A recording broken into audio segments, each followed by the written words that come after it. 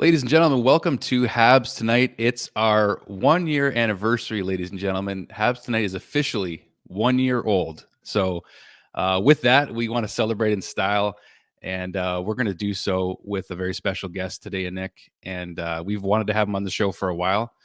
Before we introduce him really quickly here, we just want to thank you guys for tuning in. Being that it's our 1-year anniversary, some really cool stats we just looked over and didn't even realize almost, I think. And one of those is that we've had about 1.8 million views on this channel, which was just crazy. Hundreds of thousands of hours of watch time. And we just wanted to take a humble moment to thank our viewers for that, right? So that's been a big deal for us to realize. Remember the famous when they're shaking hands after Montreal beats Boston and Lucic goes in for a nice handshake and grabs one of the players. He grabs Dale and says a sweet little something in his ear. And I don't think Dale has revealed what that is, and maybe one day he will. But what was he upset? What did he say? Oh, he's trying to George hasn't been on Habs Tonight Twitter, has he? That's like the number one question. Yeah. I mean, you could go. We can bring up a YouTube clip another time, but it was building throughout the series. It was in game 2, he scored an empty netter from center, and he came and pounded his chest in front of our bench. And I didn't like it. It was an empty net. It was, he made it 3-1. Like, he didn't need to do that. I didn't really like it. So then I scored the next game, and I pounded my chest, and then he didn't like that. And then I think it was game 6. It was early in the game. Game 5, him and Joe McGinley were flexing at us from the bench. They were sitting there. They were just giving it to us. They were bullying us in game 5. We got to game 6. I went after him after a scrum. Gave him a little shove, and then I flexed on him, and it was on the Jumbotron at Montreal, so the Bell Center went nuts. It was unreal. I could see the steam coming out of his head. He was so wound up. And then game 7, I scored 5 minutes into the game, and that was just kind of the icing on the cake. And then we're coming through the line, and we're shaking hands. And, end of a series, I've never had anybody ever in minor hockey and anything just kind of lose it in the line. And he was so wound up. I could see a couple guys ahead. I was like, okay, let's see what's going to happen here. Who knows? And he's grabbing guys' hands, and he's all aggressive and getting all mad. And then he grabs my hand, and he's like, I'm going to fucking kill you next year. You're done. I'm killing you. You're probably one of the most famous guys for giving it back at media members, right? The most famous. I wouldn't say one of them. He's for sure. Number what's one. the famous line? I'm out day to day with hurt feelings. Yeah. I mean, so let's talk about that. I mean, first of all, your experiences with media, what led you to that experience where it was just kind of like, okay, seriously, like, what is up with this? And then where it is kind of today, in terms of what you see. I think, I was fortunate. Obviously, the league was a lot smaller, and it's a good and a bad. I think as you get more media, it's a bigger product, a bigger game, a bigger entity. But coming in when I did in '93, I mean, was the internet even going? I don't know. It was just starting. Computers were like the size of my room here. But I think I learned early on. My first 6 or 7 years pro, I was really intense, on and off the ice, focused on the game. But I was upfront with the media, but I was also very aggressive and brash and sarcastic, you could say, to a certain extent. When it was a dumb question, that's a dumb question. Smarten up. But I think as my career went along, and I created relationships with the referees, created relationships with the media. As you gain more experience, you learn, listen, they got a job to do. I've got a job to do. Part of my job is to grow the game, build the game, promote the game. And my outlet is the media. My outlet is TV, paper, internet, whatever it is. And our job is to help promote the game and leave the game stronger for the next generation. And so I learned to kind of tone it down, how, I guess, intense I was, but I wasn't going to make it easy on him. Like, you got to ask good questions. You got to ask me the question. I'm not just going to start talking and give you an answer. Yeah, it was. During the year, obviously, my contract was up that year, and we started talking. I don't know, just guessing right now, around Christmas time maybe, or something like that. And I told Burge right away, I don't want to go anywhere. I just want to keep, I want to keep playing in Montreal, and Right. if he wants, obviously, I don't mind staying in and finishing the year in Montreal and play another year in there. But at at the stage of my career, obviously, I was probably good player to get traded, to get something back. That it's funny. I came to camp the next year, and I'm in camp, and I'm in the locker room getting ready, and Lafleur is looking at me. He's looking at me, and he goes, "Hey, Tabernac, it's you, the kid from Boston." I said, "I told you I was going to be here. I told you I'd be here." Sure enough, the next game, we're out, and I'm on the ice, and Jalupian's staring at me. He's looking at me. I'm going to have to fight him now. And he's looking at me, he goes, "Tabernac, it's you, the kid from Boston. You give us a ride." I said, "Yeah, I told you I was going to be here." Sure enough, Lemire left that year, my first year. He went over to Switzerland, and he came back after their season, and we were still playing. We go to lunch together, and he's sitting there with Larry Robinson. He's going to Larry, who's that kid, the kid in Ireland who's doing all the fighting? Larry goes, "You're right here, meet him."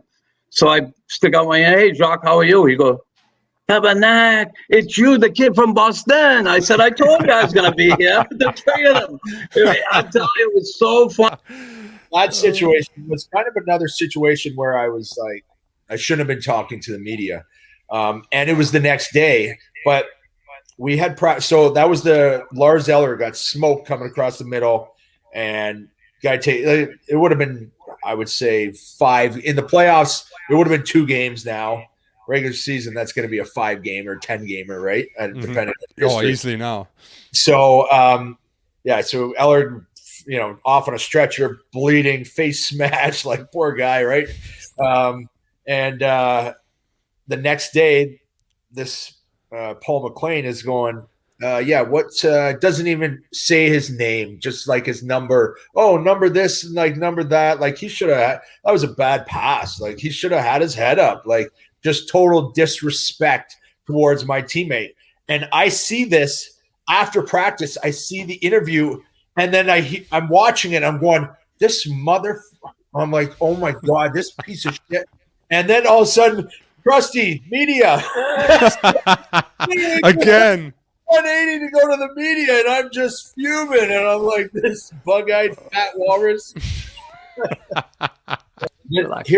Here's the thing on that story. So Marchand obviously been running his mouth like his whole career, and great player. I do respect the guy. Obviously, he does shit that bugs the shit out of you, and he will never fight me. He'll never fight me. So he's gumming that game, and it's like 4-1, 3 minutes left, and I'm happy to be on the ice against him. And I'm like, oh.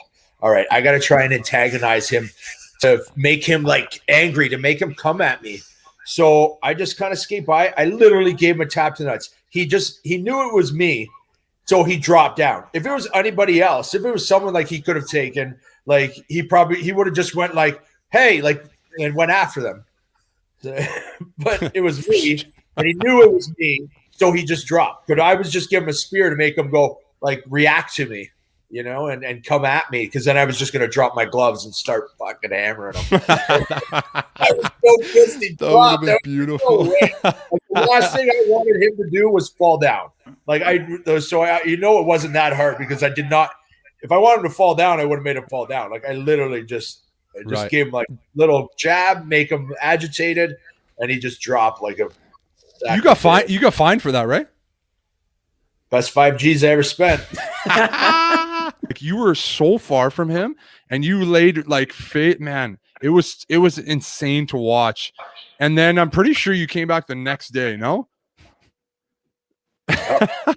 When I got hit, I was out. I get knocked out cold. Yeah. And I remember when I came to, I was kind of like my neck turned to the side, and all I could see was Pricey, but I couldn't feel from the neck down. I thought I was paralyzed. Oh. So wow. I'm screaming at Price like, I can't feel my body. I can't feel my body. And he's got this look like, oh, shit, what do I do? And the way I always tell a story, because people always ask, is, when you hit your elbow and you hit your funny bone and your whole arm kind of tingles? Yeah. Well, just for whatever reason, I don't know what happened. I had that from my neck down. Every inch of my body just had this full tingle where I was like, oh, okay, there's my fingers, there's my toes. okay, I'm not paralyzed. Trainers were right there, and they got me up quick and got me into the back. And Dr. Mulder did his magic work on the back of my head. I think I had 38 stitches in the back of my head, like a jigsaw puzzle. He had to like cut scalpel and piece it all back together. And Steve died in February. And I was just like fucking crushed, you know, and I was already kind of spiritually almost done. Then mentally it was like, oh, and I was just so angry and frustrated and sad because of what I saw. I was there. I was in the room. I watched everything. We made decisions together, you know, he made the decision ultimately, but discussions, tons of discussions. And he had no help, you know, and he was looking for it. Like, and everybody kind of knew he was struggling. And then, so then I'm like, oh, now I'm rattled. And then I walked in, I remember when I found out, just bawling, warm up, had to get off the ice and walked into Q's office. I'm like, dude, I'm done, you know? Yeah, I mean, I think, you know, I look back on it now and, I'm grateful for all the bad stuff that I went through and like everything that happened because it got me here. Right. And, you know, I think, you know, it was to the point where I think, you know, when things are the way that I was, you know, drinking and using and everything, you know, it was not just affecting me, but it was affecting everybody else. It was affecting all my relationships. It was affecting everybody. And it really, you know, my life became unmanageable. We're on Spittin' Chicklets, I think in September, right? And you were talking about Terry and the hacking of darts in the bleachers comment. And I just wanted to say that was the funniest. I was laughing for 20 minutes when I heard you say that. So did Terry blow any dart smoke in guys' faces when you were in Montreal? Or he would call a meeting with a player and deliberately sit in his office and smoke about a pack of cigarettes. So you walk into his office and it just clouds and it just reeks. And I don't know, man. I don't know if he was trying to intimidate me, but I would love to punch him right in the face sometimes. I love that. He was, I don't know, man. The only English word he knew was fuck, and it's all he yelled at guys. Right after you're done with Montreal, you get placed on waivers and you get bought out. So just to get your sentiment a bit on how it feels to get bought out, like how did you react to that? I kind of saw it coming after the year I had and the relationship I had with the head coach. You know, I was not surprised, but you know, I got a call the same day from Kyle Dubas, and he was like, and Lula Moriello. Come to Toronto. Yeah, they're like, come to Toronto. You want to play against the Habs, because they knew my relationship wasn't that great. And I had a great year. I kind of bounced back after a really, really tough year with injuries and stuff in Montreal and not playing that well. So I kind of found my legs and found my game like that I had in Denver, and I had a good year. So I was pretty happy about that. Just the feeling of bouncing back is always fun. And it was I was playing. I had a great line too. I was playing with Tyler Bozak and James Van Riemsdyk, and it was like we had a connection. But they both went down, and they missed the last 25 games of the year. So that was like kind of I didn't have the same quality of line mates, but it's still like yeah, it was still it was still a fun year, and I really enjoyed my time in Toronto. I couldn't believe it. Like growing up in Montreal, I was always against Toronto, right? That's how you grow up. Yeah, it's your duty. You're like, Toronto's a shithole. Like, I never want to go back. Never want to go there. I loved my year there. I loved living there. I loved the people. I loved the restaurant. I love everything about Toronto. I thought it's a really nice city. And then you come in and rip 3 in a shootout. You know, just walk us through that one, and then we're gonna rewind a little bit. Like, you know, how crazy was it? I know you found out. What was the day before you found out? When did you find out? Yeah, I remember the day before. It was like they told me, hey, because you guys were in a big like fight for that final spot, and I remember I forgot who it was, but it might have been the Islanders. Columbus won in a shootout or something. Okay, and then that's right. 11:30 at night, and that's kind of when I like had a feeling, I guess. And then I found out the next morning I was going to play. And I mean, I think it was kind of nice just knowing that the game didn't really matter in a sense. I mean, it's just going out there and playing. So that helped a lot. And it was crazy though, because my dad, his birthday was the night before. And so they had no idea. And then finally, like I told them that next day at like 4 a.m., I called them and was like, hey, I'm pretty sure I'm playing. And so they didn't sleep all night and flew private out there and ended up getting to see my game, which was pretty cool. Unreal. What a feeling, man. What a feeling. That's so cool. I knew that backstory, man, but I just love the way you tell it. That's something that I think every hockey player, when you get to grumble. Begrudgingly, it's been a tough couple of days for you, man. And like at what point do you need a break, maybe now that the season's done, just to not talk about the Leafs after this? Oh man, I mean, there's content, it's a very interesting off season. So once we started sort of having that conversation on the podcast yesterday, I was like, all right, well, it's not the nicest off season that they're about to head into, but it's consequential. So you play in your first Stanley Cup final.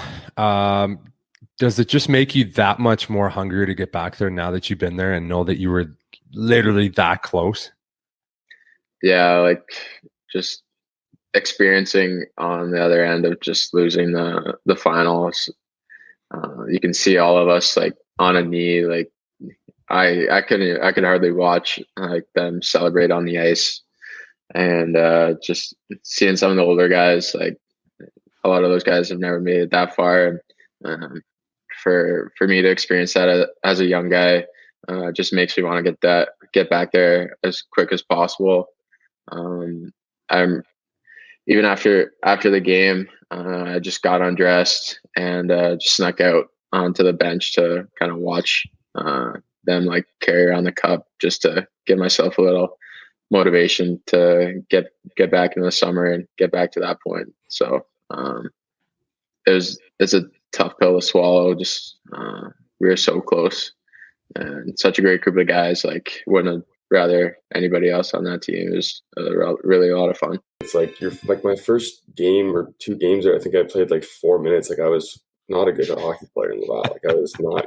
I felt horrible. Like I would tell my parents, like I think I might be in the coast soon. Like I'm not doing well, right? Like I didn't think I could make a play, and then I got a little more opportunity playing with like some better guys, and then it just started to click more. And it's the same thing my second year is. But the beginning of the second year for me was tough. Like you were saying, like I thought I was going to have such a great start to the year. Like I had a good training camp with the Habs, and I was like, this is going to be a great year. And then I didn't score a goal for 20 games, and I got scratched and unscratched. Like it was wild. I tell that story because that was pretty wild, man. I was there for that one. That was crazy. Yeah, I was like we were saying, like I was struggling. Like I thought it was going to be a way better year, like points wise, especially. Like I thought I was going to kind of, rack up the points. And the first, like I think it was like 19 or something games, like I didn't score a goal, and I started to suck. Like there was a couple plays I remember, like I was just like not doing well. Like my confidence was down, and then I got benched. I think it was like a Friday night. I got benched like half the game, and Joel wasn't even mad at me. I think he was just like, I know you're not doing well, and he just didn't play me. And then he texted me that night. He's saying like, reset, like don't worry about tomorrow. You're going to be out. Like we'll skate you in the morning, and get your confidence back, and you'll be back the next game. And I was like, honestly, I think I need that. Like, I need at that point, right? I need a reset. Like I sucked. It was tough. And then I go bag skate in the morning with Joel and Burrows. And it was an afternoon game. I remember it was like a 3 o'clock game. Yeah, and I'm bag skating. Like my parents were in town, and like they were like ready to watch. And I told them I'm not playing. Like we'll go for breakfast, whatever. And I'm like, the skate was usually like an hour. Like it's like 50 minutes into the skate. Like I can't breathe. And Joel comes back to me. He starts laughing. He's like, "Hey, you're playing tonight, or you're playing this afternoon. Like, go get undressed quick, go home, grab food, and I'll see you in like an hour." And me and KK were the two that were going from Montreal, and so every team had like 2 or 3 guys going, and me and KK were the two going. Okay, like the rookie showcase, eh? Yeah, I think so. But you don't play any games or anything. You just kind of go and you do like a bunch of seminars and stuff. So he was supposed to be my roommate, and I get to my room that day, and no one's there. So I'm like, okay, maybe he's gonna come later because he's coming from Finland or whatever. And it's like 11 o'clock at night, and this guy's still not in the room. And I'm like asking myself, like, where is this guy? Like, is he even coming or whatever? And then I didn't see him the whole entire week at all. Didn't even see him once, and he was supposed to be my roommate. I found out later he ended up just rooming with one of his other Finnish buddies. Jesus, wanted no party. Got assets that they can move, and we still assume that that's going to happen. Ben Sherratt, we know, should garner a first rounder, and that in itself would be a huge accomplishment. The name that everybody keeps calling them about more than everybody is Josh Anderson, but if they get an offer they can't refuse. I think they could move them, but they don't want to move.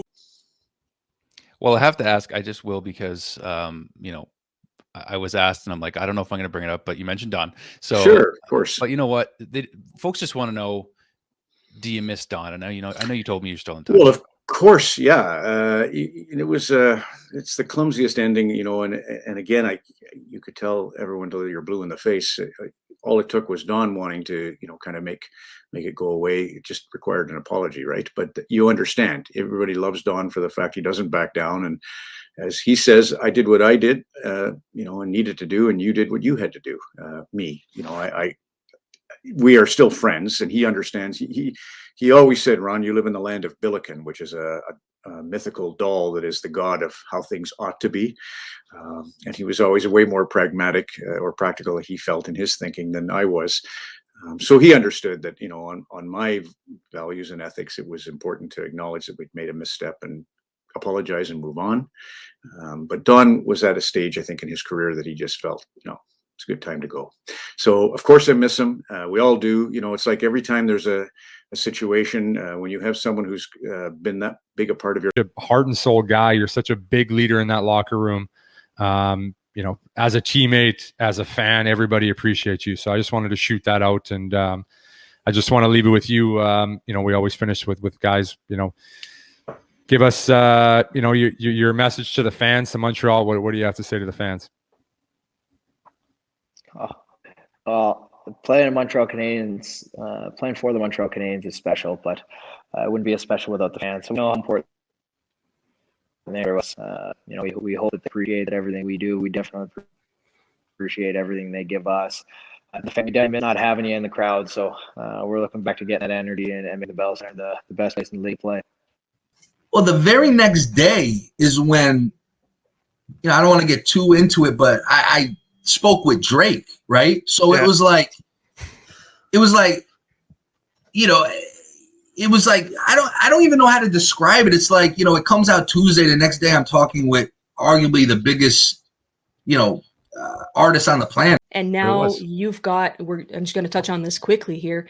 It's okay for us to discuss what happened on the ice, to be upset at the player, to be judgmental about it. Heck, I'm one of the first person who went off on Twitter and said, like, are you freaking kidding me? Nobody went to defend this guy. But to turn around afterwards as a fan or just a hockey fan and start addressing players' families, their kids, and everything on social media, whether it's whatever it is, to disgrace them and bully them, harass them, is just not acceptable, you guys. Like, we saw Julie Petrie yesterday on her Instagram, who posted a fan interaction where she replied, and it's not even worth repeating what the individual said, but it's unacceptable. We know Jeff Petrie's not doing well. There's rumor that he did ask to be traded. There's rumors that he did not ask to be traded. Whatever's going to happen with Jeff is going to happen. It's going on the ice. We're not happy. It's 100% sure. Nobody's happy right now, but to go attacking their families, it's unacceptable. So if you're going to be judgmental about a player, just be respectful about it and don't attack their families, is basically what I have to say. As a reporter who covered PK from the start of his career until he was traded to Nashville, I would welcome PK playing in Montreal again, simply because he was so entertaining. Like, he was so fun to watch. and he was very good to the media too. So those are subjective reasons for my wanting him to come back. If he were to come back to Montreal, we know that he loves Montreal. He loves the fan base and the organization. He grew up a fan, right? Yeah, there's a deep connection there. If he were to come back, it would have to be certainly for the right contract, right term, commensurate with what his performance level is at now, and also where would he fit in?